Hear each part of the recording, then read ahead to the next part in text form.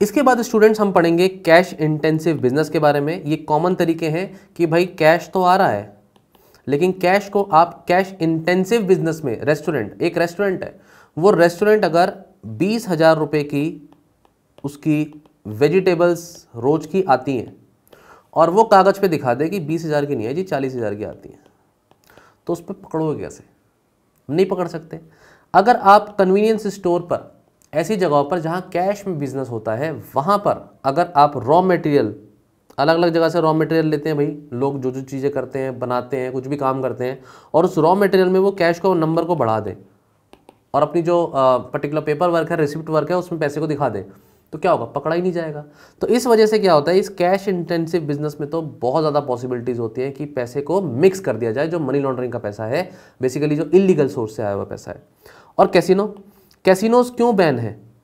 Casinos ban होने का कारण ही ये है कि सबसे आसानी से मनी लॉन्ड्रिंग हो सकती है और बहुत हाई वॉल्यूम में हो सकती है यूजिंग कैसीनो। क्योंकि आदमी क्या बोलेगा, मैंने तो कैसीनो में जीता है पैसा, देख लो रिसिप्ट येरी। अब वो जीता है या नहीं जीता, उसको प्रूफ कैसे करेंगे? हर आदमी की वीडियो रिकॉर्डिंग थोड़ा ना हो रही है कि उसने जीता भी था या नहीं जीता था। वो तो भैया कैश की रिसिप्ट जो है लेकर के कैसीनो से बाहर निकलेगा, वो पैसा कहाँ से होगा? इलीगल सोर्स से होगा। तो इसीलिए ये बहुत से कैसीनोज क्या होते हैं, बैन होते हैं, क्योंकि ये ऐसे बिजनेस होते हैं जहां पर मनी लॉन्ड्रिंग का पैसा जो है वाइट किया जा सकता है। क्लियर? अगर उसको लीगल करेंगे तो वाइट हो जाएगा, लेकिन बैन है तो फिर अगेन इलीगल ही है। अब स्टूडेंट्स हम डिस्कस करेंगे मेथड्स एंड प्रोसेसेस कौन से हैं जो कलर को बेसिकली चेंज कर रहे हैं, मतलब और भी क्या तरीके हैं। इन शॉर्ट अगर मैं बोलूं, इंडिया में तो खास तौर पे चलते हैं। सबसे पहला है लेयर ऑफ ट्रस्टेड ल्यूटेनेंट्स मेथड। इस मेथड में होता क्या है, इस मेथड में जो पर्सन होता है वो यूजेस हिज फैमिली, मैं लिखवा ही देता हूं आपको, फैमिली मेंबर और सम गलिबल पीपल टू पे हिज ब्लैक वेल्थ। मतलब क्या हुआ सर, बताते हैं, रुक जाओ। अब एक आदमी है, बड़े बिजनेसमैन है, ठीक है। इन बड़े बिजनेसमैन के घर में 10 नौकर काम करते हैं। बड़े पॉलिटिशियन हैं, उनके घर में 10 नौकर काम करते हैं। ये पता क्या काम करेंगे, ये बिजनेस चलाएंगे उस नौकर के नाम पर। उस नौकर को बोलेंगे अपना आधार दे दो, तुम्हारा आधार बनवा देते हैं, है हुआ भी नहीं उस पर, बोलेंगे हम बनवा देंगे। उसे बोलेंगे उसके नाम पर उसके साइन लेकर के पैन कार्ड भी बनवा देंगे उसका, ठीक है, और उसके नाम पे बिजनेस शुरू कर देंगे। अब बिजनेस एक्चुअली में हो नहीं रहा होगा, उस पुअर आदमी को पता भी नहीं होगा, उसके अकाउंट में पैसे आ रहे होंगे, उसके अकाउंट से पैसे जा रहे होंगे, उसके नाम पे रिसिप्ट कट रही होंगी, उसका पूरा बिजनेस खड़ा हो जाएगा। और एक्चुअली मनी लॉन्ड्रिंग का पैसा है, ये पैसा जो है इलीगल सोर्स से आया हुआ पैसा है, जो उस तरीके के एक ऐसे बिजनेस को दिखाया जा रहा है जो एग्जिस्ट भी नहीं करता। उस आदमी के नाम पर मान लो प्रॉपर्टी खरीदी जाए। अब हर आदमी एक लिमिटेड अमाउंट ऑफ प्रॉपर्टी, एक लिमिटेड नंबर ऑफ प्रॉपर्टी खरीद सकता है, तो उस आदमी के नाम पे प्रॉपर्टी ले ली जाएगी। उस आदमी के अकाउंट से बिजनेस का पैसा दिखा करके कोई लग्जरी आइटम खरीद लिया जाएगा। यूज कौन करेगा उस पर्टिकुलर लग्जरी आइटम को, ये नेताजी करेंगे या ये बिजनेसमैन करेगा, और वो गरीब आदमी इनके घर में आराम से चुपचाप काम करता रहेगा। हाँ जी, 20 साल से काम कर रहा है और ये बहुत ही लॉयल है, ये भी उसको जाने नहीं देंगे।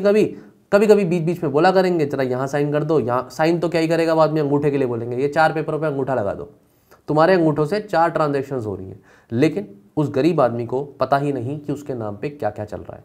स्टूडेंट, ये जो तरीका है, इसमें आपने कभी कभी सुना होगा कि करोड़ों का एक मालिक बिजनेसमैन, लेकिन जब इन्वेस्टिगेशन हुई और उसके घर पे पहुंचे तो पता लगा झोपड़ी में रहता है, गरीब सा आदमी है, उसे पता ही नहीं उसके नाम पे करोड़ों का बिजनेस हो रहा है। ऐसी चीज़ें होती हैं। या फिर लोग क्या करते हैं, अपने जो, ये तो गलीबल पर्सन हो गए, ये जो एग्जाम्पल है गलीबल पर्सन का है, नहीं तो अपनी फैमिली मेंबर के नाम पर क्या करते हैं, ट्रांजेक्शन्स करते रहते हैं, चीज़ें चलाते रहते हैं। अब उसको कभी पकड़ा ही नहीं जाता। तो मनी लॉन्ड्रिंग के ये तरीके हो जाते हैं, ठीक है। दूसरा तरीका है इसमें स्टूडेंट्स जो गिफ्ट्स मेथड्स है। तो इसमें आप कोट करिए इनकम टैक्स का, हमारा इनकम टैक्स का जो पर्टिकुलर हमारा टैक्स एक्ट है 1961 का, इस पर्टिकुलर एक्ट में ये बात लिखी है कि जो भी पर्सन रिसीव कर रहे हैं gifts from a relative during marriages, जैसे कि एग्जाम्पल मैरिजेस में जो गिफ्ट देते हैं रिलेटिव्स एक दूसरे को, मैरिजेस और अंडर विल और ट्रस्ट, उनके रिस्पेक्ट में बोला जा रहा है कि इनकम फ्रॉम सच एसेट्स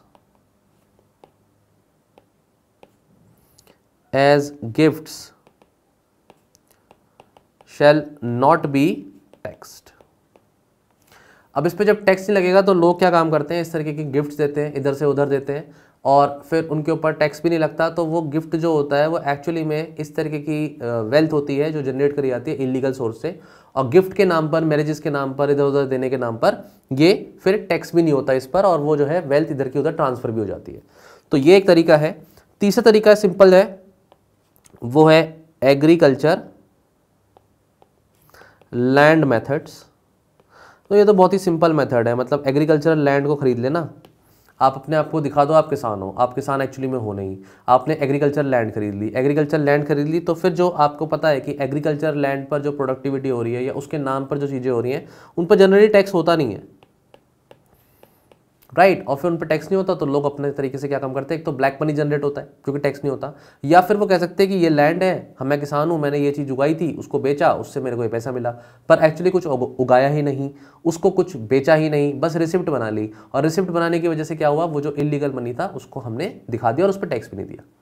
इस तरीके के और भी ये इस तरीके के मेथड्स भी हैं जो ये प्रोसेसेस हैं इलीगल इलिसिट मनी को कन्वर्ट करने के। मैंने बहुत डिटेल में पढ़ा है ये टॉपिक, बहुत नंबर ऑफ एग्जांपल्स आपको दिए हैं स्टूडेंट्स।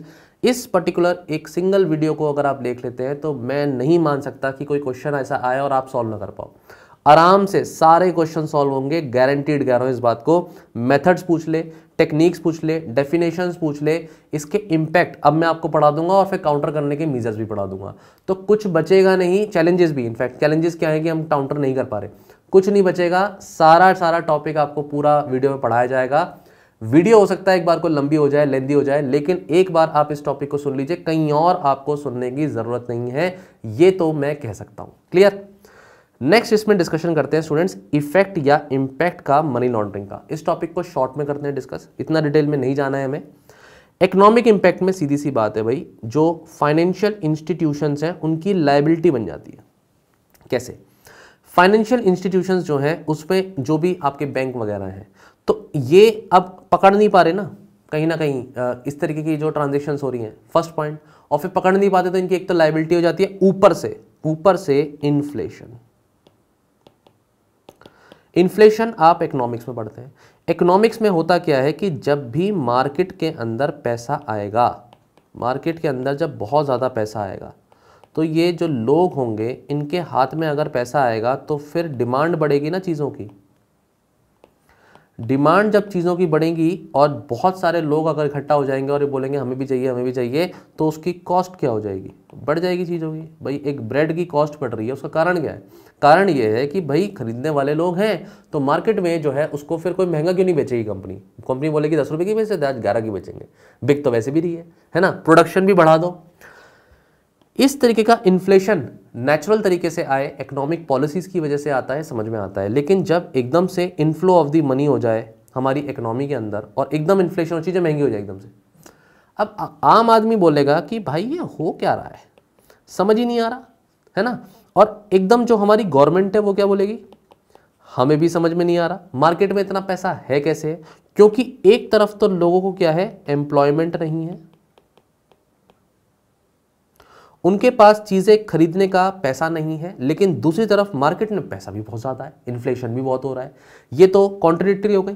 तो स्टैगफ्लेशन आप पढ़ते ही हैं, जहाँ जो अनएम्प्लॉयमेंट है वो भी बढ़ रही है, इन्फ्लेशन भी बढ़ रहा है। जबकि ये फिलिप्स कर्व क्या कहता है, अरे भाई ये सब चीज़ें पढ़नी है इकोनॉमिक्स में, यहाँ पे मैं सिर्फ बता सकता हूँ लेकिन पढ़ा नहीं सकता। इकोनॉमिक्स में पढ़ लिया होगा आपने, मैं एज्यूम कर रहा हूँ। फिलिप्स कर्व आपको बताता है जो ग्राफ होता है अनएम्प्लॉयमेंट के रिस्पेक्ट में, जो पर्टिकुलर ग्राफ होता है इन्फ्लेशन का, तो इन्फ्लेशन अगर बढ़ेगा तो अनएम्प्लॉयमेंट फिर कम होगी, लोगों को एम्प्लॉयमेंट ज़्यादा मिलेगी। लेकिन फिलिप कर्व जो है फॉलो ही नहीं होगा ऐसे केसेस में, तो गवर्नमेंट भी क्या हो जाएगी बेचारी, लाचार हो जाएगी। सरकार बोलेगी, इंस्टीट्यूशंस बोलेंगे कि भाई ये जो है हम पैसे को कंट्रोल ही नहीं कर पा रहे, और जब वो कंट्रोल नहीं कर पा रहे, हमारी आरबीआई जैसे एक इंस्टीट्यूशन है, आरबीआई एज ऑर्गेनाइजेशन नहीं कर पाएगी, पैसे को चेक, इकोनॉमी को चेक प्रॉपर नहीं कर पाएगी, इन्फ्लेशन होता जाएगा, तो लोगों का ट्रस्ट खत्म हो जाता है और लोगों का ट्रस्ट फिर सरकारों पे खत्म हो जाता है। Plus effect of the money flow, मैंने आपको बता ही दिया इन्फ्लेशन का इम्पैक्ट। अब मैं बता रहा हूँ, पैसा एकदम से खींच लिया जाए मार्केट में से, जब पैसा एकदम से आएगा, पैसा एकदम से जाएगा, तो कोई भी कंपनी फॉरेन इन्वेस्टमेंट जो अच्छे से हमारी कंट्री में आकर के अपना बिजनेस खोलना चाहती है, काम करना चाहती है, वो क्या बोलेगी, भाई मार्केट बहुत वॉलेटाइल है, बहुत ही वॉलेटाइल मार्केट है और इतने वॉलेटाइल मार्केट में तो हमें काम नहीं करना। हर कोई इन्वेस्टर ये चाहता है कि कंट्री में जो इकोनॉमिक सिस्टम है वो स्टेबल होना चाहिए, वो वॉलेटाइल नहीं होना चाहिए, वो इनवॉलेटाइल होना चाहिए। ठीक है, तो ये चीज़ें क्या हैं, ये हमारे इकोनॉमिक सिस्टम पर स्ट्रेस लेकर के आती हैं। तो effect on the growth rate, money laundering creates parallel economy, definitely उसे शैडो इकोनॉमी भी बोलते हैं। एक तरफ तो पैसा इतना ज़्यादा है, जबकि फॉर्मल सिस्टम में जो है क्या हो रहा है, इतना पैसा नहीं है लोगों के पास, तो ये पैरेलल इकोनॉमी क्रिएट हो जाती है, शैडो इकोनॉमी क्रिएट हो जाती है। जो शैडो इकोनॉमी होती है इसमें फिर ब्लैक मनी जनरेट होता है, मनी लॉन्ड्रिंग का पैसा। अब आपको ये ऑर्गेनाइज क्राइम में पढ़ा दिया गया, वैसे मनी लॉन्ड्रिंग से इलीगल पैसे को लीगल बनाया, अभी समझाया मैंने, और फिर ये जो लीगल पैसा बना है ये फाइनली रीडायरेक्ट करा जा सकता है अगेन फर्दर इलीगल एक्टिविटीज में। तो मनी लॉन्ड्रिंग का पैसा पहले लीगल बनाना और फिर वापस से उसे अदर इलीगल एक्टिविटीज में यूज करना, ये दोनों चीजें हो सकती है। इस वजह से हम कह रहे हैं कि हमारा जो पर्टिकुलर पैरेलल इकोनॉमी है, ब्लैक इकोनॉमी है, वो भी फ्लरिश कर सकती है। इनकम डिस्ट्रीब्यूशन, अब कुछ लोगों के पास पैसा बहुत ज़्यादा है और कुछ लोगों के पास बिल्कुल भी पैसा नहीं है, वो हमेशा हैंड टू माउथ ही है। तो इससे पता लगता है कि जो डिस्ट्रीब्यूशन मनी का होना चाहिए वो प्रॉपर नहीं होगा। इसका मतलब इंक्लूसिव ग्रोथ होगी या नहीं होगी। इंक्लूसिव ग्रोथ कहाँ पढ़ते हो, जीएस पेपर 3 में पढ़ते हो मेरे बच्चों। ये सब सिलेबस याद होना चाहिए पहली बात तो, है ना। सिलेबस याद नहीं होगा तो फिर तो क्या ही तैयारी कर रहे हो। सिलेबस याद करो और इंक्लूसिव ग्रोथ फिर नहीं हो पाएगी। तो अगर कल क्वेश्चन इंक्लूसिव ग्रोथ पे आया तब भी मनी लॉन्ड्रिंग लिखा जा सकता है, ये मैंने पॉइंट बता दिया आपको। अब ये इनकम डिस्ट्रीब्यूशन प्रॉपर नहीं होगा, टैक्स इवेजन होगा, ब्लैक मनी भी जनरेट कर सकती है, तो फिर क्या होगा, सरकार के पास एक तरफ से पैसा भी कम जनरेट होगा, रेवेन्यू भी कम जनरेट होगा, और फिर उसको क्या करना पड़ेगा, उसको जो पैसे आते हैं स्कीम्स वगैरह में लगाने के लिए वो भी स्क्यूड हो जाएंगे, कम हो जाएगा, एंड इकोनॉमिक क्राइसिस भी आ सकती है कंट्री में, कैओस भी क्रिएट हो सकता है। वैसे तो आप बोलोगे कि सर मनी लॉन्ड्रिंग में प्लस पैसा ब्लैक को तो वाइट किया जा रहा है, तो डर्टी मनी को क्लीन कर रहे हैं, तो मतलब इस पर टैक्स देना ही होगा। टैक्स बनेगा भी तो बहुत छोटे अमाउंट में बनेगा स्टूडेंट्स, क्योंकि आपने पैसे को बहुत बड़े अमाउंट में नहीं दिखाया है, उसको इतने छोटे छोटे टुकड़ों में तोड़ दिया है कि एक्चुअली में सरकार तक जो प्रॉपर टैक्स पहुंचना चाहिए था किसी मनी के ऊपर वो नहीं मिलेगा। Clear. Then volatile exchange market. अभी एक तो वॉलेटाइलिटी जो मैंने आपको विद इन द कंट्री बताई, एक वॉलेटाइलिटी जो हो गई वो एक्सचेंज मार्केट में भी हो गई। मतलब आपका जो रुपए है डॉलर के हिसाब से फ्लक्चुएट करेगा, आपकी एफडीआई फिर गड़बड़ हो जाएगी, आपका फॉरेक्स पे इंपैक्ट पड़ेगा। अल्टीमेटली मार्केट में आपके इनस्टेबिलिटी आ जाती है डोमेस्टिक मार्केट में, and this is a problem. Ease of doing business, फिर वही कंपनीज जो है क्या बोलेंगी, हम तो नहीं आ रही थी इस कंट्री में, इतनी वॉलेटिलिटी। और ऑर्गेनाइज क्राइम तो फिर और फ्लरिश करेगा ना, क्योंकि मनी लॉन्ड्रिंग का अगर हम चेक ही नहीं लगा पा रहे तो जो मनी लॉन्ड्रिंग कर रहे हैं, जो क्राइम कर रहे हैं, वो बोलेंगे बढ़िया है और करो और बढ़ाओ। फिर इलीगल एक्टिविटी जितनी भी मैंने आपको बताई थी, drug trafficking, prostitution, human trafficking, arms trading, इन सब में बढ़ोतरी हो जाएगी। तो वो बेचारे जो लोग हैं, जो जनता है, उसको तो नुकसान होगा, और वो लोग जो इस तरीके से गलत काम कर रहे हैं, and then they will flourish.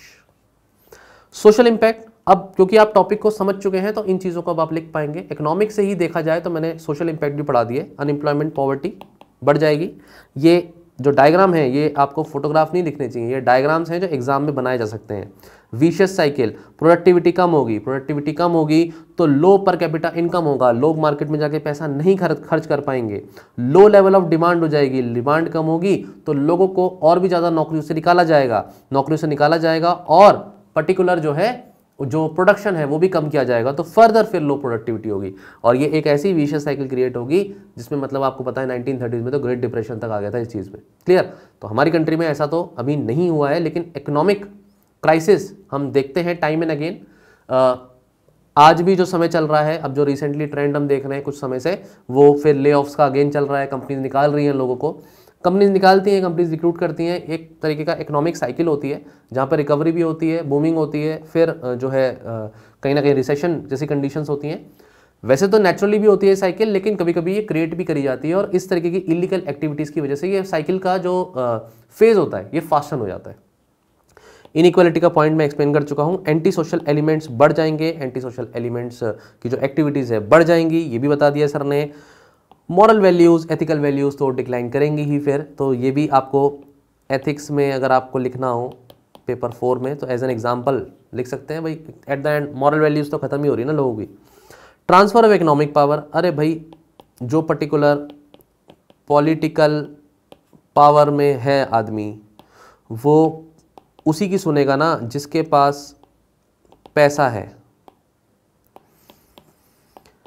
और दूसरी कंट्री में बैठे हुए कुछ इंडिविजुअल्स जो मनी लॉन्ड्रिंग करते हैं, इस इलीगल सोर्सेज से पैसा कमाए जा रहे हैं, फिर वो मतलब इंटरफेरेंस करेंगे पॉलिटिकल सिस्टम में, और फिर उनकी बात नहीं सुनी जाएगी या सुनी जाएगी, वो वही सारी प्रॉब्लम्स जो बेसिक प्रॉब्लम्स होती हैं। तो concentration of power to criminals, ऐसे में पावर्स किसके पास चली जाएगी? इकोनॉमिक पावर क्रिमिनल्स के पास जाएगी। अगर क्रिमिनल्स ही फिर ऐसी पावर को और गेन करने के लिए, पॉलिटिकल इकोनॉमिक पावर लेने के बाद पॉलिटिकल पावर को गेन करने के लिए पॉलिटिक्स में इलेक्शन भी लड़ लें, तो फिर वो से क्या बोलेंगे? Criminalisation of politics. GS paper 2 का ये टॉपिक पेपर 3 में सर आपको पढ़ा रहे हैं। कभी भी कहीं भी कोई भी नॉलेज आपने गेन करी है वो सोल नॉलेज वहीं अप्लाई हो ऐसा नहीं होता। यही यूपीएससी है कि अगर आप चीज़ों को समझ पा रहे हैं अलग अलग डायरेक्शंस में, तो उन सबको कन्वर्ज करने की एबिलिटी अगर आपके अंदर आती है तो आप एक अच्छे कैंडिडेट हो पाते हैं जो हॉलिस्टिकली सोचते हैं। तो टॉपिक आपने कहीं और पढ़ा है, लेकिन लिंक इसको किसमें कर दिया आपने? मनी लॉन्ड्रिंग के टॉपिक में। Diversification on government spending, government को फिर इन्फ्लुएंस किया जा सकता है, उसकी स्पेंडिंग जो है उस पर चेक लगाया जा सकता है, डाइवर्ट किया जा सकता है इकोनॉमिक पावर, जैसे मैंने आपको पीछे बताया। इसके साथ साथ स्टूडेंट्स, सरकार पर जब पैसा ही कम होगा तो सरकार भी अपने पैसे को लिमिटेड एक्टिविटीज़ में ही यूज़ कर पाएगी। पॉलिटिक्स में भी इनस्टेबिलिटी आएगी, पैसे का रोल बढ़ जाएगा किसी भी पर्टिकुलर रीजन में, किसी भी पर्टिकुलर कंट्री में, और फिर उसमें क्या होगा? सरकार में भी सत्ता पलट, तो फिर खेल चलेगा ही। डिफेक्शन वगैरह प्रॉब्लम्स जो है फिर आप देखते हैं, तो देखो मैंने पॉलिटी के पेपर 2 से एंटी डिफेक्शन और ये प्रॉब्लम्स भी इससे रिलेट कर दी। सिक्योरिटी पे आ जाते हैं, ये इंपॉर्टेंट पॉइंट है। सिक्योरिटी के इम्पैक्ट स्टूडेंट्स, ऑर्गेनाइज क्राइम तो बढ़ेगा ना, अभी पढ़ा है मैंने। तो क्या ये ऑर्गेनाइज क्राइम बढ़ेगा तो टेररिज्म जैसी एक्टिविटीज़, नक्सलिज्म जैसी एक्टिविटीज़, इस पर फंडिंग नहीं होगी? बिल्कुल होगी। ब्लैक मनी बढ़ने का खतरा जो है सबसे बड़ा यही है कि वो गलत तरीके से इस्तेमाल किया जाता है उस पैसे को। मनी लॉन्ड्रिंग होता है तो पैसे का गलत तरीके से इस्तेमाल होता है। आर्म्स ट्रेडिंग होगी तो फिर वो आर्म्स चलेंगे भी तो ना। जब टर्मोइल क्रिएट होगा तो हमारी कंट्री के इंटरनल सिक्योरिटी पर, एक्सटर्नल सिक्योरिटी पर थ्रेट आता है। यही प्रॉब्लम्स हैं जो हम देखते हैं। अल्टीमेटली फिर उस पैसे का और डाइवर्सिफिकेशन हो जाए तो नए नए तरीके के क्राइम्स, जैसे साइबर क्राइम्स, वो इंक्रीज कर सकते हैं। बायो वेपन्स का बनना, biochemicals as a weapons use होना, ये सब भी चीज़ें हो सकती है। तो साइबर क्राइम, साइबर सिक्योरिटी अलग से पढ़ेंगे, लेकिन ये crimes security threat, security impact show करेगा। अगला टॉपिक हमारा डिस्कशन का है स्टूडेंट्स कि क्या क्या चैलेंजेस आते हैं कि हम मनी लॉन्ड्रिंग की इस प्रॉब्लम को टैकल नहीं कर पा रहे। सबसे पहला है इसमें इंटरनेशनल कंस्ट्रेंट्स। मतलब मनी लॉन्ड्रिंग क्या है? अपने आप में एक ग्लोबल फिनोमिना है। ग्लोबल फिनोमिना मतलब इसमें नंबर ऑफ कंट्रीज इन्वॉल्व हो सकती हैं। तो जब तक पूरा टोटल ग्लोबल यहाँ पर कॉपरेशन नहीं होगा तो ये प्रॉब्लम को रूट से एकदम एलिमिनेट नहीं किया जा सकता। अकेला कोई कंट्री चलने की कोशिश करेगा तो there are number of countries जो इसमें जो है पार्टिसिपेंट है। एक तो ऐसा कंसेंसस बनना, ये एक मुश्किल हो जाती है बात। दूसरा टेक्नोलॉजी, जैसे मैंने आपको बताया नई नई तरीके की टेक्नोलॉजीज निकल कर आ रही हैं सामने। क्रिप्टो करेंसी है जो अभी हमने डिस्कस किया। ऐसी अगर नई नई टेक्नोलॉजी सामने आएंगी और फ्यूचर में तो आर्टिफिशियल इंटेलिजेंस भी आएगा, बिग डाटा एनालिसिस भी आएगा, तो ऐसी जब नई नई टेक्नोलॉजीज एमर्ज हो रही हैं तो नए नए तरीके भी निकल करके सामने आ रहे हैं जिससे प्रॉपरली मनी लॉन्ड्रिंग करी जा सकती है। तीसरा है coordinated money laundering. Money laundering एक अकेला सब्जेक्ट नहीं है कि इंडिविजुअली अकेले करा जाए। मनी लॉन्ड्रिंग में आप देख ही रहे हैं कि पीछे बहुत सारी इलीगल एक्टिविटीज इसमें पार्टिसिपेंट है। अब अगर कोई केस इन्वेस्टिगेशन करने जाए कोई ऑर्गेनाइजेशन ड्रग्स के रिस्पेक्ट में, ड्रग्स ट्रैफिकिंग है, आर्म्स ट्रैफिकिंग है, तो पता चलता है कि उसके नेक्सस में पीछे मनी लॉन्ड्रिंग एक बहुत बड़ा कंपोनेंट है। जब मैं नेक्सस वर्ड यूज करता हूं तो हम अपनी कंट्री के रिस्पेक्ट में देखें तो ये नेक्सस जो होता है जैसे ऑर्गेनाइज क्राइम का होता है, ऐसे ही हो सकता है पॉलिटिकल नेक्सस हो, या यहां पर क्रिमिनल्स के साथ इस तरीके का नेटवर्क और नेक्सस हो कि इसको तोड़ना मुश्किल हो जाए। इसलिए हम कह रहे हैं कि ये बहुत ही कोऑर्डिनेटेड वे ऑफ प्रोसेस है, और इसमें एक जब आप इसको इन्वेस्टिगेट करने जाएंगे एज अ एजेंसी अगर हम बोलें तो ये बहुत मुश्किल है कि सोलली सिर्फ मनी लॉन्ड्रिंग का टॉपिक हो जिस पर जो है केस बनता हो, या फिर अकेला ये चल रहा हो टॉपिक, ऐसा नहीं है। तो मल्टीपल इसमें जो है नेटवर्क्स हैं, टॉपिक्स हैं, जो एक तरीके से एमलगमेशन होकर इस प्रॉब्लम को बहुत बड़ा बना देते हैं। कंप्लायंस का फेलियर ये एक बहुत बड़ा इशू है। मतलब हमारे जो फाइनेंशियल इंस्टीट्यूशंस हैं उन इंस्टीट्यूशंस को बहुत ज़रूरी है कि वो नो योर कस्टमर पॉलिसी को फॉलो करें। होता ये है कि जो अकाउंट्स हैं, बहुत से अकाउंट्स जो होते हैं, कहने को इन अकाउंट्स में ज़्यादा ट्रांजेक्शन्स नहीं होती या बहुत छोटे अमाउंट की ट्रांजेक्शन्स होती हैं, लेकिन इस अकाउंट के पीछे जो नॉमिनी है या इसके पीछे जो पर्सन है वो उसका केवाईसी ना होना, ये एक बड़ा इशू हो जाता है। And that means anonymous accounts हो जाते हैं, कभी कभी ये घोस्ट अकाउंट्स भी हो जाते हैं। तो इसलिए बहुत ज़रूरी है कि इस तरीके की कंप्लायंस हमारी फाइनेंशियल इंस्टीट्यूशंस फॉलो करें। ये नहीं हो पाता, इसीलिए ये चैलेंज बन गया है। प्लस अवेयरनेस, अब जैसे मैंने कुकू स्मर्फिंग के बारे में एग्जांपल दिया, तो लोगों को अवेयरनेस ही नहीं है कि वो कैसे इस ट्रैप में फंस सकते हैं, या फिर लोगों को, मतलब अब जैसे मैंने आपको बताया था बेनामी प्रॉपर्टी का एक पॉइंट बताया था कि एक पर्सन है, ये पर्सन या तो दूसरे पर्सन को बोले कि भाई मनी मैं दे रहा हूं और तुम क्या करो, लैंड खरीद लो अपने नाम पर, लेकिन उस लैंड की रखवाली मैं करूंगा या उस पर बिजनेस मैं करूंगा। एक तो ये तरीका हो गया, लेकिन हो सकता है ये इंडिविजुअल को पता भी नहीं हो कि इसके नाम पर कोई लैंड भी खरीद ली गई है और ये पर्सन उसका बेनिफिट उठा रहा है। तो ये जो अवेयरनेस है लोगों को, ये होनी बहुत ज़रूरी है। कभी कभी वो हो सकता है कि अपने अकाउंट में पैसे ले लो, यहाँ पैसे दे दो, और वो कुछ लालच के चक्कर में या इस तरीके से कभी कुकू स्मर्फिंग के एग्जांपल में जैसे मैंने बताया कि फंस जाते हैं और उन्हें पता भी नहीं लगता कि वो मनी लॉन्ड्रिंग का पार्टिसिपेंट भी हो गए हैं। Ultimately there are multiple agencies. जब इसकी इन्वेस्टिगेशन की बारी आती है किसी टॉपिक की, तो वो टॉपिक में बहुत सारे मल्टीपल एजेंसीज हो जाते हैं। जैसे एनफोर्समेंट डायरेक्टरेट है, इसमें मनी लॉन्ड्रिंग के केसेस में डील करती है। सीबीआई अपने आप में स्पेशल केसेस जब हैंडल करती है, मान लीजिए कोई भी ड्रग्स का, आर्म्स का केस हैंडल कर रही है और पीछे पता चला उस पर मनी लॉन्ड्रिंग भी हो रहा है, तो मल्टीपल एजेंसीज कभी कभी क्या होती हैं, एक ही तरीके के डोमेन में जब काम करती हैं तो उनके काम करने का तरीका अलग होता है, और कुछ पीसीज होते हैं, टुकड़े होते हैं जो स्टोरी के, वो जुड़ नहीं पाते क्योंकि मल्टीपल एजेंसीज इस चीज़ पर वर्क करती हैं। अब टेररिज्म पर अगर कोई नेशनल इन्वेस्टिगेटिंग एजेंसी काम कर रही है ना किसी पर्टिकुलर केस में, तो हो सकता है उस केस की जब डेप्थ में जाए तो मनी लॉन्ड्रिंग भी बैक हैंड में निकले। तो इस वजह से हम कह सकते हैं कि मल्टीपल एजेंसीज का कॉपरेशन बहुत ज़रूरी है, और ये कभी कभी नहीं हो पाता। हम ये नहीं कह सकते हमेशा का केस है, लेकिन कभी कभी क्योंकि नहीं हो पाता तो इस वजह से ये चैलेंज दिखता है कि हम मनी लॉन्ड्रिंग को टैकल नहीं कर पाते। इन चैलेंजेस को जानने के बाद अब हमने एज सच क्या किया है, क्या फ्रेमवर्क अपनाया है और क्या हमारे काउंटर मेजर्स हैं, देखिए स्टूडेंट्स, वो ही सबसे बड़ा मतलब आपके क्वेश्चन का एक मेन क्रक्स होगा जो आपसे पूछा जाएगा। तो ये ज़रूर आंसर करना है अच्छे से। मनी लॉन्ड्रिंग को प्रिवेंट करने के फ्रेमवर्क में सबसे पहला पॉइंट है कि हमने एक एक्ट बनाया है प्रॉपर, जिसका नाम है prevention of money laundering act of 2002। ये एक्ट फोर्स में आता है 2005 में, और ये एक्ट अब एक्चुअली में कहता क्या है, ये एक्ट फॉर्म करता है कोर लीगल फ्रेमवर्क जहां पर ये मनी लॉन्ड्रिंग को कॉम्बैट करने के लिए बनाया गया है। 2005 में ये एनफोर्स होता है, मैंने आपको बता दिया ऑलरेडी। ये यहाँ पर जो पर्टिकुलर मनी लॉन्ड्रिंग का जो ये एक्ट है, ये डिफाइन करता है मनी लॉन्ड्रिंग को as an offence and provides for the freezing, seizure and confiscation of the proceeds of the crime.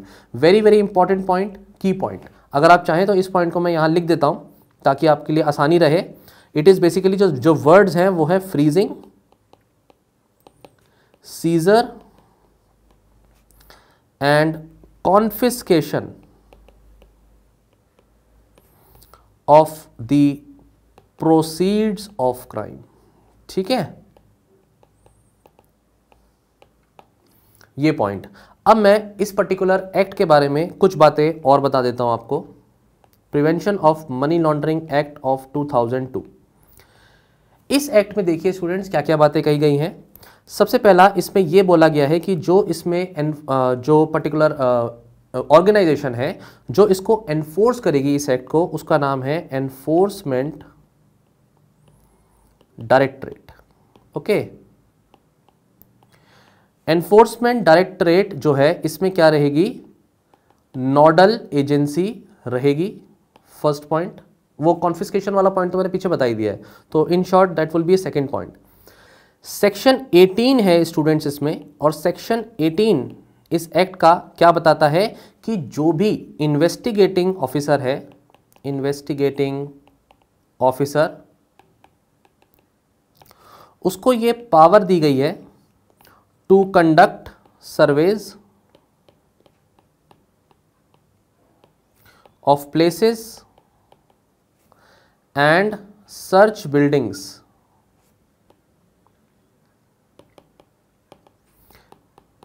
जो भी प्लेसेस सस्पेक्ट्स में आती हैं। ये सेक्शन 18 है। देन फोर्थ पॉइंट स्टूडेंट्स इसका है सेक्शन 19। सेक्शन 19 इन्वेस्टिगेटिंग ऑफिसर को ये पावर देती हैं कि वो अगर चाहे तो एक्यूज्ड को to arrest the accused person, accused person को अरेस्ट कर सकते हैं। इनफैक्ट इसमें सुप्रीम कोर्ट का ये कहना था कि जो एक्यूज्ड पर्सन है जिसे अरेस्ट किया गया है उसे बताना होगा आपको कि आपने उसे क्यों अरेस्ट किया है, लेकिन विदाउट वारंट भी आप उसे क्या कर सकते हैं, अरेस्ट कर सकते हैं। Very important point. देन इसके अलावा जो एक और सेक्शन है जो मैं आपको बताऊंगा, दैट इज सेक्शन नंबर 4। ऐसे तो डायरेक्टली नहीं पूछे जाएंगे, लेकिन इन केस अगर पूछे गए तो आपके पास 3 से 4 ऐसे पॉइंट होने चाहिए जो prevention of money laundering act से रिलेटेड है, ताकि आप उसे एग्जाम में, मेंस में अपने कोट कर सकें। जैसे कि सेक्शन 4 ये कहता है कि एक्यूज्ड को, जो भी एक्यूज्ड है उसे मैक्सिमम जो पनिशमेंट हो सकती है, मैक्सिमम जो पनिशमेंट है वो 10 साल तक की है। ठीक है, एंड फाइन हो सकता है उस पे, और इस पे कोई अपर लिमिट नहीं है, नो अपर लिमिट। ठीक है स्टूडेंट्स, तो एक पॉइंट तो आपका confiscation of the property, scissor of the property का है। दूसरा इसमें नोडल एजेंसी के बारे में ये एक्ट बताता है, कौन सी नोडल एजेंसी है। सेक्शन 18, सेक्शन 19, सेक्शन 4, 3 सेक्शंस मैंने आपको और बता दिए। इससे आप एटलीस्ट इस पर्टिकुलर जो एक्ट है इसके बारे में कुछ बातें एग्जाम में लिख पाएंगे। नेक्स्ट जो इसमें एक्ट है, जो हमने एक तो फ्रेमवर्क में, पहला स्टैट्यूटरी फ्रेमवर्क में अगर स्टैट्यूटरी बोला जाएगा तो एक तो हमने टॉपिक पढ़ ही लिया। दूसरा है narcotic drugs and psychotropic substances act of 1985। इसको आप कोट कर सकते हैं एग्जाम में कि हमने इस फ्रेमवर्क में ये बताया है कि जो भी ड्रग्स के रिस्पेक्ट में सेलिंग करके अगर किसी भी तरीके के प्रोसीड्स, किसी भी तरीके का प्रॉफिट, किसी भी तरीके का इनकम अगर जनरेट करी है और उससे अगर लैंड खरीदी गई है तो इस लैंड को भी कॉन्फिस्केट कर लिया जाएगा। इस एक्ट में ये क्लियरली ये मेंशन्ड है। तो मतलब हम इनडायरेक्टली क्या कह रहे हैं कि मनी लॉन्ड्रिंग को जो है पकड़ना है तो ड्रग्स ट्रैफिकिंग वाले पॉइंट जो एक्ट है उसमें भी हमने ये क्लॉज रखा हुआ है कि भैया उससे पैसा कमा रहे हो तो अगर आपने लैंड खरीद ली है, मतलब आपने मनी लॉन्ड्रिंग करी है, तो भी आपकी प्रॉपर्टी जाएगी। तीसरा पॉइंट स्टूडेंट्स, एक आप फ्रेमवर्क दे सकते हैं, foreign exchange management act of 1999। इसे हम क्या बोलते हैं, इसे हम बोलते हैं FEMA, फेमा एक्ट ऑफ 1999। इसको पहले हम कहते थे फेरा इसको पहले बोला जाता था, that is foreign exchange replacement act. ये जो एक्ट है एक्चुअली ये क्या बताता है, ये रेगुलेट करता है एक्सटर्नल ट्रेड को और किसी भी तरीके की पेमेंट जो फॉरेन कंट्रीज से आ रही हैं to promote the development of foreign exchange market in India, इस पर चेक लगाता है, इस पर रेगुलेशन लगाता है। मतलब भाई बाहर से कोई भी पेमेंट आ रही है फॉरेन कंट्री से और वो हमारे जो है फॉरेन एक्सचेंज मार्केट में लग रही है, तो इसमें हमारा जो ये particular FEMA foreign exchange management act है ये लागू होगा। तो मतलब जो बाहर से ऐसा कोई पैसा आ रहा है जो मनी लॉन्ड्रिंग प्रोसेस के थ्रू आ रहा है तो हम उस पर चेक लगा सकते हैं। अगेन इसमें जो रिस्पॉन्सिबल नोडल बॉडी है वो है enforcement directorate. Right students, ultimately एक फ्रेमवर्क आप और दे सकते हैं स्टैट्यूटरी फ्रेमवर्क की बेनामी ट्रांजैक्शन प्रोहिबिशन एक्ट ऑफ 1988, और 2016 में हमने इसको और भी स्ट्रिक्ट कर दिया है एक्ट को। बेनामी ट्रांजैक्शंस जो हैं इस पर चेक लगाने की ज़रूरत है, जो मैंने आपको बताया कि भाई ये पर्टिकुलर रियल ओनर है पर्सन, और ये जो है किसी एक ऐसे पर्सन को जिसको पता हो या नहीं पता हो उसके नाम पर प्रॉपर्टी खरीदता है, लेकिन प्रॉपर्टी का पूरा हक जताता है ये पर्सन जो रियल ओनर अपने आप को मानता है। तो ये इस तरीके से क्या होता है कि ये जो पर्टिकुलर बेनामदार होता है, ऐसी बेनामी प्रॉपर्टी के ट्रांजैक्शंस जो हैं वो मनी लॉन्ड्रिंग के प्रोसेस में आपको मैंने पढ़ा दिया ऑलरेडी कि कैसे मनी लॉन्ड्रिंग करा जाता है और लोगों के नाम पे चीज़ें खरीदी जाती हैं।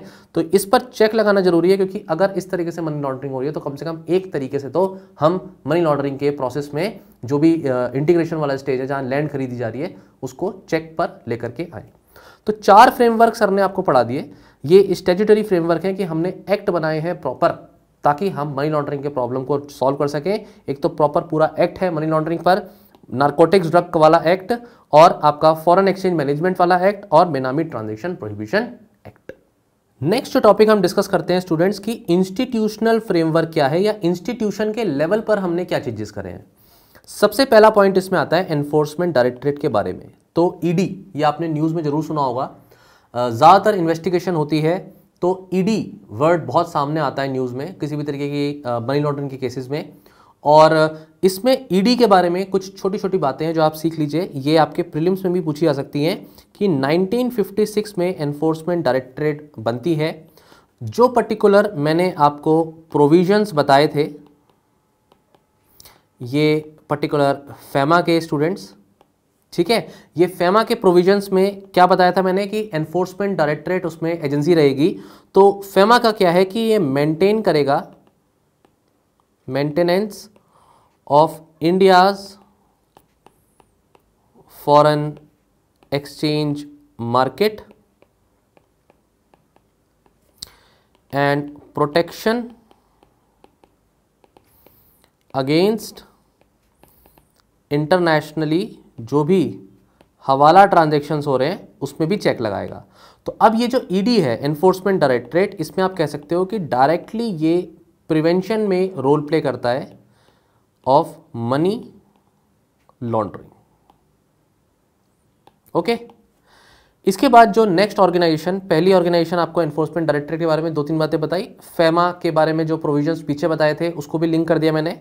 देन जो ऑर्गेनाइजेशन है वो है फाइनेंशियल इंटेलिजेंस यूनिट, FIU बोलते हैं इसको। तो ये पर्टिकुलर जो डायग्राम है इसमें तो पूरा आपको बता रखा है कि मैंने इसमें कैसे फाइनेंशियल इंटेलिजेंस चलती है। तो इसमें जब IN लगा देते हैं ना स्टूडेंट्स, तो ये इंडिया के रिस्पेक्ट में हो जाती है। सुन लीजिए जल्दी से 2-3 बातें इसके बारे में भी। ये एस्टेब्लिश होती है 2004 में, और इसका जो पर्पस है वो है प्रिवेंट करना टेररिस्ट फंडिंग को। मतलब हमें टेररिस्ट फंडिंग को क्या करना है, प्रिवेंट करना है, ठीक है। इसके साथ साथ ये हेल्प करती है in receiving, processing, analysing and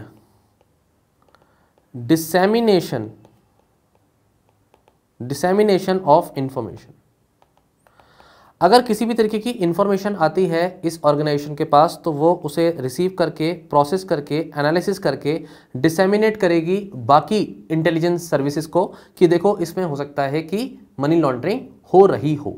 तो ये आपका टॉपिक, ये जो ऑर्गेनाइजेशन, ये जो यूनिट है, इंटेलिजेंस यूनिट है, वर्ड इंटेलिजेंस है, इसका मतलब डेफिनेटली वो कोई भी इंफॉर्मेशन को प्रोसेसिंग करेगी, एनालिसिस करेगी।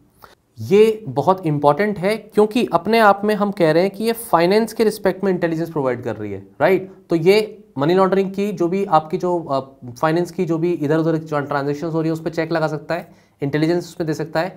प्लस अब आपको इसमें मिनिस्ट्री पूछी जाएगी अगर प्रीलिम्स के पॉइंट ऑफ व्यू से, तो आपको पता होना चाहिए कि भाई फाइनेंस इंटेलिजेंस यूनिट है तो मिनिस्ट्री ऑफ फाइनेंस के अंडर में आएगी, ठीक है। डिपार्टमेंट ऑफ रेवेन्यू जो आएगा वो उसको कंट्रोल करेगा।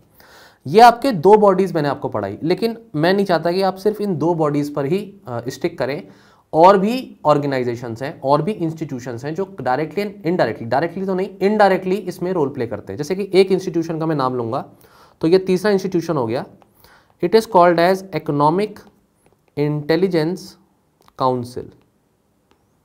ओके, अब ये इकोनॉमिक इंटेलिजेंस काउंसिल कैसे काम करता है देखिए। ये पहली बात तो एस्टेब्लिश हुआ 2003 में। ये सारी बातें मैं इसलिए बता रहा हूँ क्योंकि प्रीलिम्स में भी क्वेश्चन बन सकते हैं और इनके ईयर पूछे जा सकते हैं आपसे। तो 2003 में ये एस्टेब्लिश होता है। ये चेयर्ड बाय फाइनेंस मिनिस्टर होता है। ये भी अगेन प्रीलिम्स के रिस्पेक्ट में एक स्टेटमेंट हो सकता है। कितनी बार ये मिलती है काउंसिल पूरे साल में, ये इसके लिए बोला गया है कि meets at least once a year. इसी के साथ साथ जो भी डिसीजंस होंगे, decisions regarding trends in economic offences and strategies on intelligence sharing.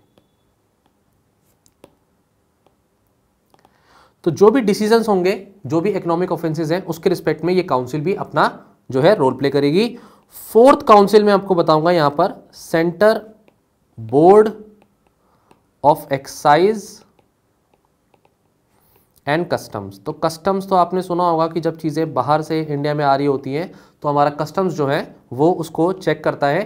कभी भी इंटरनेशनल फ्लाइट में अगर आप गए हैं तो कस्टम्स का एक ऑफिस होता है और मूवीज़ में भी दिखाते हैं कि भाई इधर से उधर कोई स्मगलिंग हो रही है और फिर कस्टम ऑफिसर ने पकड़ लिया, तो उनको बचने के लिए भागना है वहाँ से, और इस तरीके की मूवीज़ में भी चीज़ें होती हैं।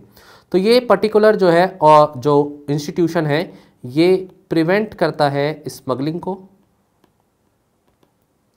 Then whatever the matters that are related to customs and central excise and narcotics, उससे ये डील करता है। क्लियर?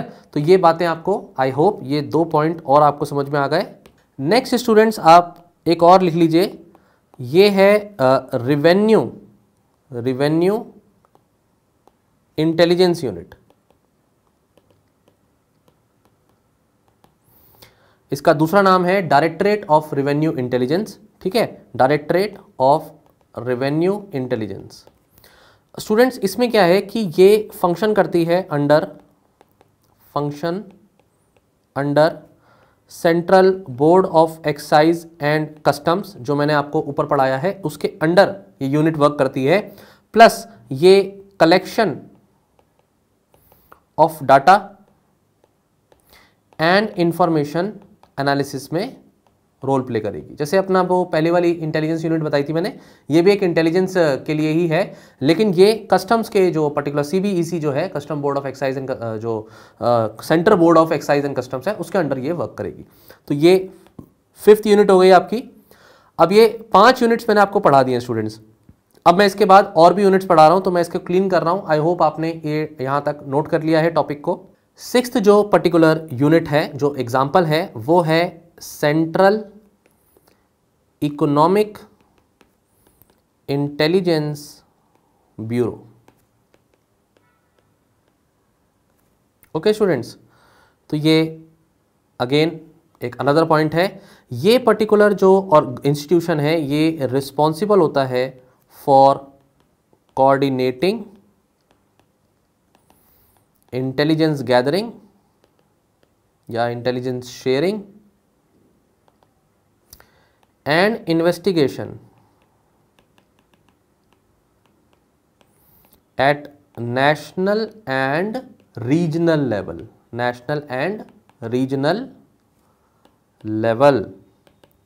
तो एक तरीके से हम ये कह सकते हैं कि ये अपने आप में क्या है, थिंक टैंक है फॉर डिफरेंट इश्यूज, और ये जो भी इकोनॉमिक ऑफेंसेस हैं उसके रिस्पेक्ट में intelligence gathering, again intelligence gathering and sharing bureau ही है। 7th टॉपिक जो आपको पता होना चाहिए वो है नारकोटिक्स कंट्रोल ब्यूरो। देखिए नारकोटिक्स कंट्रोल ब्यूरो जो है ना, ये बहुत ज़्यादा न्यूज़ में रहा है 2020 में 21 में, क्योंकि एक्टर थे एक और उन्होंने सुसाइड किया था, और फिर ड्रग्स की वहाँ पर क्या हुआ, बहुत से फिल्म स्टार्स थे, सेलिब्रिटीज़ थे जिनका नाम आया, और ये पर्टिकुलर ऑर्गेनाइजेशन का भी क्या हुआ, बहुत ज़्यादा न्यूज़ में इसका नाम रहा। तो यू मस्ट नो कि ये पर्टिकुलर जो ऑर्गेनाइजेशन है ये किसके अंडर आती है, कभी भी पूछा जा सकता है। तो इट कम्स अंडर कौन सी मिनिस्ट्री के अंडर आती है, मिनिस्ट्री ऑफ होम अफेयर्स। ये आपका पॉइंट बन गया प्रीलिम्स के रिस्पेक्ट में। ये ऑर्गेनाइजेशन, ये ब्यूरो बनता है 1986 में एस्टैब्लिश होता है, और कौन से पर्टिकुलर एक्ट के तहत ये चार्जेस लगाएगा, अंडर जो मैंने अभी आपको पढ़ाया, narcotics, drugs and psychotropic substances act of 1985। ठीक है। इसके अलावा जो कॉस्मेटिक्स एक्ट है उसमें भी कुछ जो है इसमें ये जो पनिशमेंट वगैरह है वो, या इन्वेस्टिगेशन जो उसके तरीके हैं वो उसके तहत कर सकता है। इसका रोल होता है काउंटर मेजर्स प्रोवाइड करना अगेंस्ट इलीगल या illicit drugs trafficking. Next organisation आपको पता है NIA. NIA national investigating agency है। नेशनल इन्वेस्टिगेटिंग एजेंसी जो है ये टेररिस्ट एक्ट और टेरर फंडिंग के रिस्पेक्ट में अपनी इन्वेस्टिगेशन करती है, और ऑर्गेनाइज्ड क्राइम जो हो रहे हैं उसमें भी अपना इन्वेस्टिगेशन कर सकती है। तो मिलजुल कर ही यहाँ पर काम होगा, ये ऑर्गेनाइजेशंस आपस में काम करेंगी। इसके साथ साथ एक ऑर्गेनाइजेशन और है जिसे मैं यहाँ पढ़ा रहा हूँ अलग से, दैट इज सीबीआई, है ना, सेंट्रल ब्यूरो जो हमारी है इन्वेस्टिगेशन जो एजेंसी है, वेरी इंपॉर्टेंट एजेंसी। स्टूडेंट्स ये इसकी मिनिस्ट्री आपसे पूछी जा सकती है, तो ये ministry of personal pension and public grievances के अंडर आता है। अब इसके मिनिस्ट्री में बहुत गड़बड़ करते हैं बच्चे, तो ये आप लोग नहीं करेंगे एटलीस्ट। और 3 तरीके के काम होते हैं जो सीबीआई केसेस हैंडल करती है। सबसे पहला तो जो केसेस होंगे करप्शन के, जो भी मान लीजिए कि पब्लिक ऑफिशियल है उस पर करप्शन के चार्जेस लगते हैं, तो सीबीआई उसमें केसेस को हैंडल करती है। कोई भी अगर फ्यूचर में इकोनॉमिक क्राइसिस आ गई तो इकोनॉमिक क्राइसिस से रिलेटेड भी जो इन्वेस्टिगेशन होगी वो सीबीआई कर सकती है, उसको केस दिया जा सकता है। ये फर्स्ट पॉइंट है, ये सेकंड पॉइंट है। और तीसरा, सीबीआई को स्पेशल केसेस भी दिए जा सकते हैं। अब हमने जब स्पेशल केसेस बोल दिया तो फिर हम सीबीआई को सब कुछ दे देंगे। मतलब कहीं पर अगर बॉम्ब होगा, बॉम्ब ब्लास्ट, तो भी सीबीआई पे केस चला जाएगा। कहीं टेररिस्ट एक्टिविटी हो गई और उससे कोई नुकसान हुआ तो एनआईए भी आ सकती है, सीबीआई को भी केस जा सकता है। कोई पर्टिकुलर इन्वेस्टिगेशन प्रॉपर नहीं हुई, मर्डर मिस्ट्री भी है इस केस में, कोई और इकोनॉमिक प्रॉब्लम है, तो वो सब चीज़ें भी क्या है सीबीआई को दी जा सकती हैं स्पेशल केस के नाम पर। इसी वजह से ये एजेंसी ओवरबर्डन्ड है I would say, and that is why the role of NIA comes into the picture. 2008 के बाद बनी है, और ये ऑर्गेनाइजेशन का फिर रोल इसीलिए आ जाता है क्योंकि सीबीआई बहुत ज़्यादा ओवरबर्डन्ड रहा करती थी। और जब से हमने एनफोर्समेंट डायरेक्टरेट को भी पावर्स दी हैं और इस पे भी जो है जो फंक्शनिंग है वो थोड़ा सा जो है ट्रांसपेरेंसी उसमें आई है थोड़ी सी, तो उसकी वजह से सीबीआई पे थोड़ा बर्डन तो कम हुआ है। लेकिन again time and again CBI पर क्वेश्चंस उठते रहते हैं कि सीबीआई इन्वेस्टिगेशन करती है वो कभी कभी बायस हो जाती है, और क्योंकि इसका पर्टिकुलर स्टैट्यूटरी फ्रेमवर्क इतना नहीं है इस पर्टिकुलर जो है ऑर्गेनाइजेशन का, एजेंसी का, तो इसलिए भी इस पर क्वेश्चन उठते हैं। फिर इसीलिए prevention of money laundering act का 2002 में आना बड़ी बात हो जाती है। तो हम ये कह सकते हैं कि जब प्रॉब्लम है ये 80s के टाइम की स्मगलिंग जिस तरह से होती थी, 90s के टाइम पे बहुत नुकसान है जो हमारी कंट्री ने झेला, और अर्ली 2000 तक भी हमने बहुत ज़्यादा यहाँ पर मनी लॉन्ड्रिंग की प्रॉब्लम्स को फेस किया है, हमारी कंट्री ने उस पर सेटबैक महसूस किया है। But now the time has change and yes we are working in that direction. आपको बहुत सारे मैंने यहाँ पर इंस्टीट्यूशनल फ्रेमवर्क्स पढ़ा दिए हैं, सारे याद करने की ज़रूरत नहीं है। कोई 3 या 4 एग्जाम्पल भी एग्जाम में लिखाओगे तो अच्छा आंसर बन जाएगा, लेकिन प्रॉब्लम यही होती है कि ये चीज़ें हमें याद नहीं आती उस समय और फिर हम गड़बड़ कर जाते हैं। इसीलिए चीज़ों को लिख करके दे दिया है कि आप एग्जाम में बस कोट करिए, एक नाम लिखिए और उसके नीचे 2 पॉइंट लिख दीजिए, काफ़ी रहेगा। 15 नंबर का क्वेश्चन अगर आता है तभी आप इतना ही लिख पाएंगे, नहीं तो हो सकता है 10 नंबर के क्वेश्चन में तो इतना भी नहीं लिख पाए। ठीक है, अच्छे से पढ़िए, हॉलिस्टिकली पढ़िए, लिमिटेड पढ़िए और उसको बार बार रिवाइज करिए स्टूडेंट्स, और रिवाइज करके एग्जाम में फिर लिख करके आ जाइए, तभी फायदा है, नहीं तो फिर इतना मेहनत करने का फायदा नहीं है। इतना पढ़ने के बाद अब हमें पढ़ना है इंटरनेशनल कॉर्पोरेशन। इंटरनेशनल कॉपरेशन में जो इंटरनेशनल और कंट्रीज़ हैं, जो भी प्रॉब्लम है, इसको साथ में बैठ करके कंट्रीज़ ने मिलकर के जो फ्रेमवर्क्स बनाए हैं उसको डिस्कस करेंगे। सबसे पहला इसमें मोस्ट कॉमन एग्जांपल जो है वो है financial action task force, FATF। Very very common example. A separate question can be asked out of this particular topic। ज़्यादातर न्यूज़ में रहता है, बहुत ज़्यादा न्यूज़ में रहता है। और अब इसके बारे में कुछ बातें जो प्रीलिम्स में भी पूछी जा सकती हैं कि भाई ये टास्क फोर्स कैसे बनी। तो सबसे पहली बात तो ये टास्क फोर्स बनती है 1989 में। क्लियर, एक पॉइंट। एक समिट होती है जिसमें G7 कंट्रीज मिलकर के बैठते हैं और ये पॉलिसी मेकिंग बॉडी हो जाती है, पॉलिसी मेकिंग बॉडी, जो कि ध्यान रखती है इस बात का कि नेशनल लेजिस्लेटिव्स क्या रहेंगे कंट्रीज के अंदर और मनी लॉन्ड्रिंग के जो एस्पेक्ट्स हैं या फाइनेंशियल जो टेररिस्ट फंडिंग हो रही है उसको रोका कैसे जा सके। तो G7 समिट होता है पेरिस में और फिर वहां पर ये ऑर्गेनाइजेशन को, इसको टास्क फोर्स को बनाया जाता है। करंटली स्टूडेंट्स इसके 39 मेंबर्स हैं। 39 मेंबर्स में से 37 तो कंट्रीज हैं, फर्स्ट पॉइंट। इसके साथ साथ इसमें जो ग्रुप है, एक पहला ग्रुप तो जो है यूरोपियन कमीशन का है, यूरोपियन कमीशन का, और दूसरा जो इसमें ग्रुप है वो है गल्फ कॉपरेशन काउंसिल का। इस तरीके से 39 मेंबर्स हो जाते हैं। अब अगर आपसे पूछा जाए प्रीलिम्स के पॉइंट ऑफ व्यू से कि क्या इंडिया FATF का मेंबर है, तो अब आपको येस और नो के फॉर्म में लिखना होगा। मतलब एक्चुअली में स्टेटमेंट दिया जाएगा कि है या नहीं है, फिर आपको ट्रू फॉल्स देखना होगा उसमें। तो yes, India is member of FATF, first point. Pakistan इसका मेंबर नहीं है, याद रखिएगा ये बात को, इंडिया मेंबर है, पाकिस्तान मेंबर नहीं है। इसके साथ साथ इंडिया के बारे में अगर मैं बताऊं तो 2006 में इंडिया ने ऑब्जर्वर स्टेटस लिया इसका, और 2010 में इंडिया इसका फुल फ्लैश्ड मेंबर बन जाता है और 34th कंट्री बनता है इंडिया जब इसका मेंबर बनता है। तो साथ ही साथ स्टूडेंट्स FATF के बारे में कुछ और बातें। FATF का क्या होता है स्टूडेंट्स कि ये अपनी जो है जो इसके जो पर्टिकुलर, पहले तो हेडक्वार्टर बता देते हैं एक बार। हेडक्वार्टर में इसका OECD का जो ऑफिस है उसके अंडर इसका हेडक्वार्टर है पेरिस में, सेक्रेटेरिएट या हेडक्वार्टर देख लीजिए इसका, ठीक है।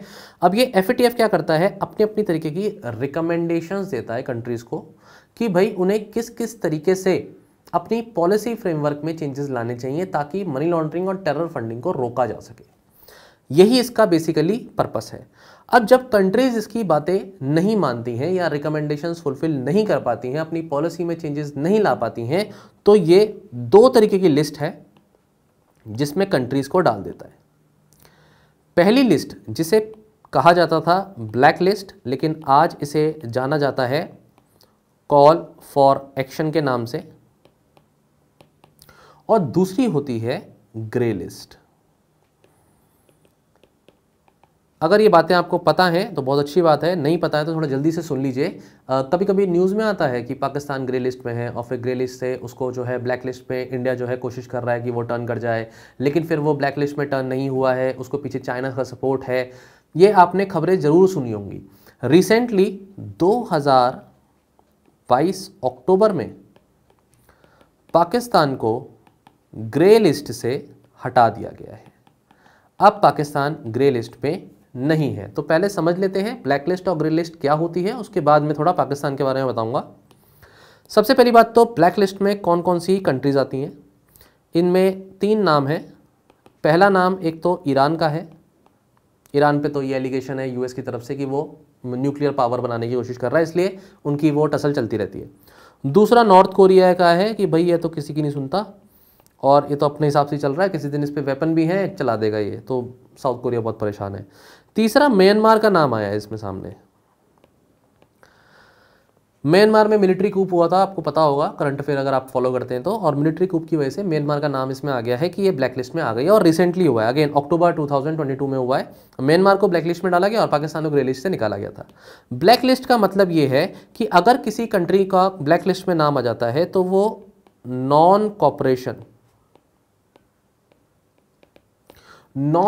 की यहां पे बात होती है कि उस कंट्री के साथ कोई भी कॉपरेट नहीं करेगा, किसी भी तरीके की यहां पर इंटरनेशनल ऑर्गेनाइजेशंस उसको कोई भी फंडिंग नहीं करेंगे, और कहीं भी किसी भी तरीके से उसके साथ ट्रेडिंग भी नहीं होगी, उस पर सैंक्शंस लग जाएंगे।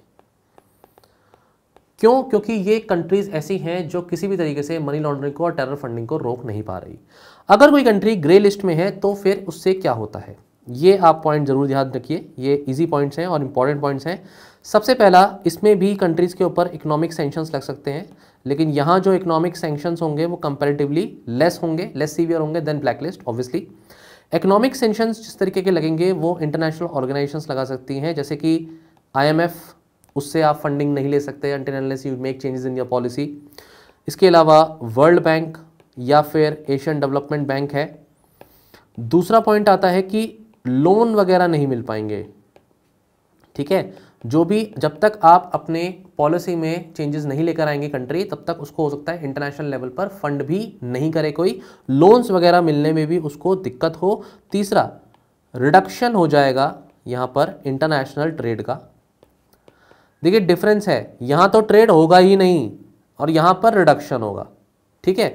और फोर्थ पॉइंट आता है कि इंटरनेशनल लेवल पर बॉयकॉट की करने की शुरुआत हो जाएगी, और यहां पर तो टोटल बॉयकॉट हो चुका होगा बस। तो पहले कंट्री का नाम किस में आएगा? कंट्री का नाम आएगा पहले ग्रे लिस्ट में, और जब वो अपने आप को उसको समय दिया जाता है कि भाई आप इतने समय तक क्या करें, अपने अंदर एक वार्निंग की तरह समझ लीजिए यहाँ पर ग्रे लिस्ट को। ग्रे लिस्ट में नाम आना मतलब एक वार्निंग की तरह है कि आप अपनी इकोनॉमिक पॉलिसीज में चेंजेस लेकर के आइए। अगर आप नहीं कर पा रहे हैं, उन चेंजेस को नहीं ला पा रहे हैं, तो आपका नाम उठा करके ग्रे लिस्ट से किस में डाल दिया जाएगा? ब्लैक लिस्ट में डाल दिया जाएगा। क्लियर? तो पहले ग्रे लिस्ट में, फिर ब्लैक लिस्ट में। अब मैं पाकिस्तान के बारे में 2-3 बातें बता देता हूँ। पाकिस्तान को वैसे तो पहले भी ग्रे लिस्ट में आया ये, लेकिन 2018 से कंटिन्यूसली ग्रे लिस्ट में था। पाकिस्तान को बहुत वार्निंग्स मिलती हैं, 2021 में भी ये होता है कि इसको ब्लैक लिस्ट में डाल देना चाहिए, लेकिन फिर ये कंटिन्यू करता है ग्रे लिस्ट में। इंडिया प्रूफ देता है इंटरनेशनल लेवल पर, इंटरनेशनल फोरम्स पर कि भाई किस तरीके से ये टेरर फंडिंग कर रहे हैं, वहाँ पे कैंप्स चल रहे हैं, और फिर बहुत सारे प्रूफ होते हैं। लेकिन अल्टीमेटली 2022 में अक्टूबर में पाकिस्तान को ग्रे लिस्ट से हटा लिया गया है। अब ये चीज़ें क्या होती हैं, जब ये होती हैं तो फिर आपको इंटरव्यू वगैरह में ना ये चीज़ें पूछ ली जाती हैं, तब वहाँ पर आपसे पूछ लिया जाता है कि भाई इसका फ़ायदा क्या है, इसका नुकसान क्या है, इंडिया पे इसका इम्पैक्ट क्या है, ऐसा होना चाहिए नहीं होना चाहिए। So please be aware, at least कम से कम आपको ग्रे लिस्ट ब्लैक लिस्ट में डिफरेंस तो पता हो। अगर आपको यही नहीं पता होगा तो मतलब फिर तो आप बहुत परेशानी में आने वाले हैं।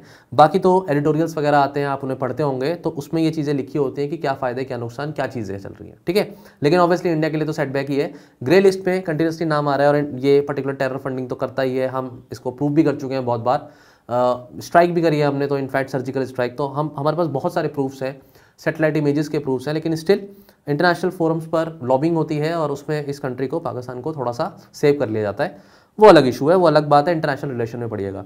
यहाँ पर एटलीस्ट ये फ्रेमवर्क्स आपको समझ में आ गए। अब मैं डिस्कस करूँगा बाकी के पर्टिकुलर टॉपिक्स। तो फाइनेंशियल एक्शन टास्क फोर्स के बारे में हमने थोड़ा सा इसका फैक्चुअल नॉलेज और इसके बारे में ब्लैक लिस्ट और ग्रे लिस्ट क्या होती है ये पढ़ लिया है। नेक्स्ट स्टूडेंट्स, जो वियना कन्वेंशन है, बेसिकली वियना कन्वेंशन क्या है? सबसे पहली फर्स्ट इंटरनेशनल इंस्ट्रूमेंट है जिसे एडॉप्ट किया गया 1988 में। ये 1988 में एडॉप्ट होता है, तो मतलब 89 में फिर FATF बनती है, to address the issue of proceeds of crime. और वो पर्टिकुलर जो प्रोसीड्स ऑफ क्राइम है जहां पर मनी लॉन्ड्रिंग हो रही है, और मनी लॉन्ड्रिंग ड्रग्स के पैसे को यूज करके उसकी लॉन्ड्रिंग करी जा रही है, उसे क्लीन किया जा रहा है, और उससे जो प्रोसीड्स हैं बेसिकली उसे क्रिमिनल ऑफेंस करार दे देना चाहिए। ये वाली बात सबसे पहली अगर कहीं मीटिंग होती है, डिस्कशन होता है, तो उसे हम वियना कन्वेंशन के अंडर पढ़ते हैं। क्लियर। एक तो मैंने आपको ये बता दिया। दूसरा है council of Europe convention. Students ये वियना कन्वेंशन होती है, ऐसे ही ये काउंसिल ऑफ यूरोप कन्वेंशन है। देखिए इसमें कुछ बातें लिखी हुई हैं कि ये सबसे पहली बार क्या करती है, डिफाइन करती है मनी लॉन्ड्रिंग को। ये यूरोपियन कमीशन है, यूरोप कन्वेंशन है, तो इसमें बहुत सी कंट्रीज आती हैं। काउंसिल ऑफ यूरोप एक तरीके से आप समझ लीजिए, काउंसिल ऑफ यूरोप कन्वेंशन, तो बहुत सारी यूरोपियन कंट्रीज आती हैं। पहली बार मनी लॉन्ड्रिंग को डिफाइन किया जाता है और कंट्रीज को ये बोला जाता है कि वो आप अपनी तरफ से भी मनी लॉन्ड्रिंग के डेफिनेशन में कुछ चीज़ें ऐड करना चाहें तो कर सकते हैं। प्लस इसमें सिग्नेटरी स्टेट्स को ब्रॉडरली यहाँ पर जो है ऑफेंसेस क्या हो सकते हैं मनी लॉन्ड्रिंग में वो बताए गए हैं। इसके साथ साथ जो आपको पॉइंट मैंने कॉन्फिस्केशन ऑफ द प्रॉपर्टी का है ये इसमें आ जाता है। प्लस इसमें investigate and provisional measures, investigation के भी बताए जाते हैं। तो इंटरनेशनल लेवल पे देखिए कि ये particular convention council of Europe की भी इक्वली मनी लॉन्ड्रिंग के रिस्पेक्ट में ही काम कर रही है। वियना कन्वेंशन होता है मनी लॉन्ड्रिंग के रिस्पेक्ट में। वियना कन्वेंशन के बाद तो FATF बन जाती है, टास्क फोर्स बन जाती है। 3 एग्जाम्पल्स। चौथा एग्जाम्पल मैं आपको दूंगा Basel committee on banking regulation. देखिए बेसल नॉर्म्स 1, 2 एंड देन 3 ये आपने सुने होंगे टाइम एंड अगेन। जो फाइनेंशियल इंस्टीट्यूशंस हैं उनको डायरेक्शंस मिलती हैं, उनको गाइडलाइंस मिलती हैं कि किस तरीके से उनको जो है मनी लॉन्ड्रिंग की प्रॉब्लम को काउंटर करना है। बेसिकली ये सिर्फ मनी लॉन्ड्रिंग से रिलेटेड नहीं है, ये इकोनॉमिक पॉलिसी में चेंजेस करने के लिए बेसल नॉर्म्स होते हैं और ये एक इकोनॉमिक क्राइसिस को भी रोकने के लिए किसी कंट्री के लिए नॉर्म्स होते हैं जो गाइडलाइंस होती है फॉलो करने की। इंडिया अभी पूरी तरीके से बेसल नॉर्म्स 3 को अप्लाई नहीं कर पाया है, धीरे धीरे करेगा डेफिनेटली आगे, बाकी इसको इकोनॉमिक्स में पढ़िए आप। लेकिन इसमें KYC नॉर्म्स को प्रॉपर ध्यान में रखना या फिर जो भी अकाउंट्स हैं जो एनोनिमस हैं जिनके बारे में अवेयरनेस ज़्यादा नहीं है उन अकाउंट्स को बंद करना या उनकी नॉलेज में आना या किसी भी तरीके का ऐसा कोई ट्रांजैक्शन हो रहा है जिसमें कहीं भी सस्पिशन आ रहा है उस पर चेक लगाना, ये सारी चीज़ें ये रेगुलेशंस में होती हैं। नेक्स्ट जो एग्जाम्पल है वो है Egmont group of financial intelligence unit. Basically again ये इंटरनेशनल ऑर्गेनाइजेशन है और ये फैसिलिटेट करती है कॉपरेशन, आप एग्जाम में लिख के आइए सीधी ये line, facilitate cooperation and intelligence sharing, intelligence sharing between national financial intelligence units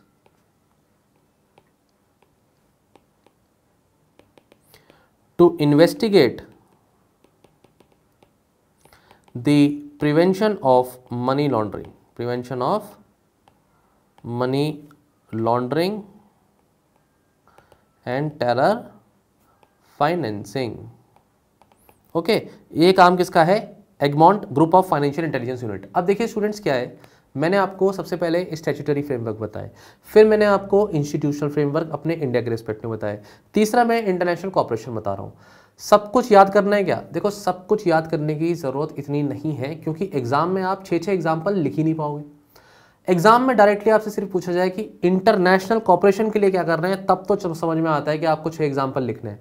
लेकिन कोई भी 3 एग्जाम्पल अगर आप लिख कर आते हैं जिसे आप कोट कर पाएंगे उतना भी चलेगा, इतनी डिटेल में भी नहीं जाना है इस टॉपिक के।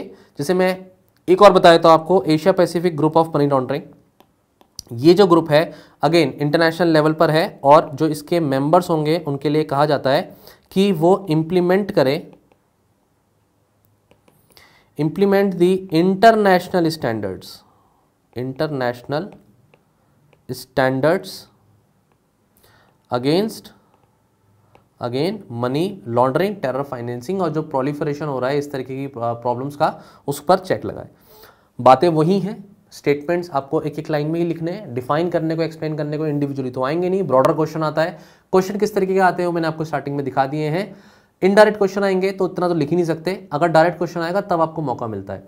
प्रिपेयर होकर जाइए, डेफिनेटली हमें नहीं पता कि एग्जाम में क्वेश्चन क्या आने वाला है, प्रिपेयर जरूर होकर जाइए, लेकिन एटलीस्ट 3 एग्जाम्पल याद रखिए, 6 नहीं तो 3 एग्जाम्पल्स तो याद करके ही जाना है। यहां आपका ये टॉपिक खत्म होता है स्टूडेंट्स, जो मैंने आपको इंटरनेशनल कॉर्पोरेशंस के बारे में बता दिया। अब मैं छोटा सा टॉपिक डिस्कस करता हूं, मिसलेनियस टॉपिक, जहां पर फाइनेंशियल एक्शन टास्क फोर्स की क्या रिकमेंडेशंस होती हैं। अब ये इंडिविजुअली 10 नंबर में बिल्कुल आ गया, या एफएटीएफ के बारे में आज जनरल क्वेश्चन आया और उसके बाद में रिकमेंडेशंस पूछ ली, तो कुछ रिकमेंडेशन है जनरल है, जैसे कि जनरल भी है, मतलब सारी याद करने की जरूरत नहीं है, जनरल है, खुद भी बना सकते हो भाई। कॉमन सेंस की बात है कि मनी लॉन्ड्रिंग के ऊपर अगर चेक लगाना है तो प्रॉपर्टी को कॉन्फिस्केट करने का तो पॉइंट होना ही चाहिए। ये particular confiscation and provisional measure, ये एक कॉमन सा पॉइंट है स्टूडेंट्स।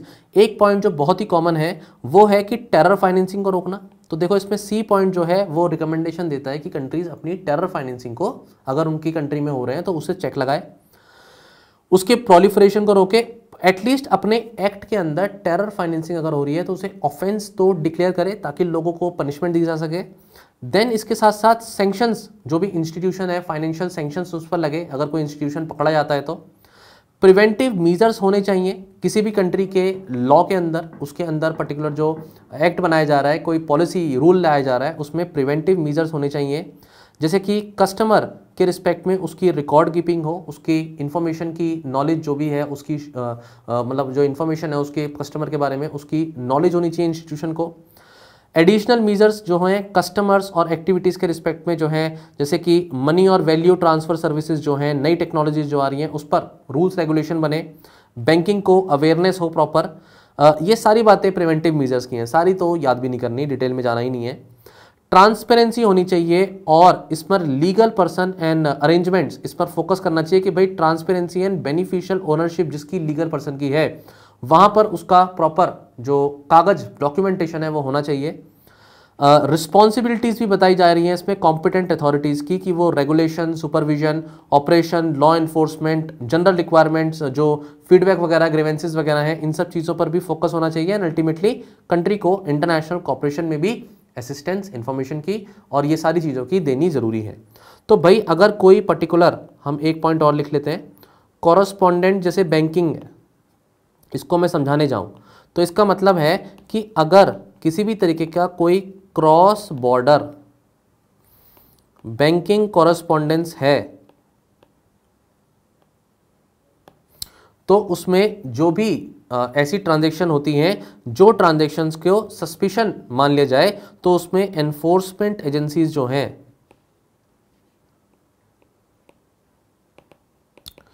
उनको इंफॉर्मेशन देनी चाहिए। और इंस्टीट्यूशंस पर भी है ये कि वो इंफॉर्मेशन उसको शेयर भी करें और बताएं भी। मतलब कोई भी suspicious report any suspicious transaction,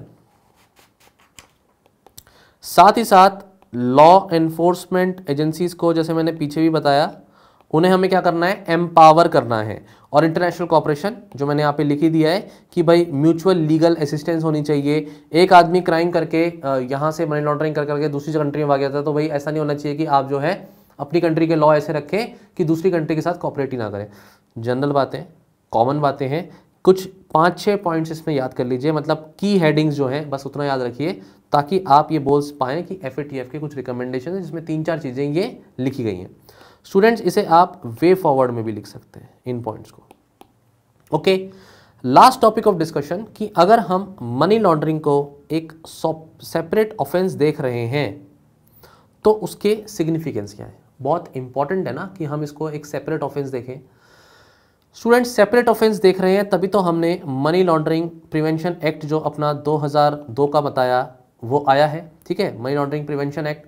लेकिन हमेशा ज़रूरी नहीं है कि मनी लॉन्ड्रिंग सेपरेशन में ही चले। मैंने पहले भी बताया बहुत सारी और भी क्रिमिनल एक्टिविटीज़ हैं जिनके एसोसिएशन में मनी लॉन्ड्रिंग होती है। तो अगर हम इसको सेपरेट ऑफेंस देखते हैं तो multiplicity of the investigating agencies जो हैं उसको हम कम कर सकते हैं।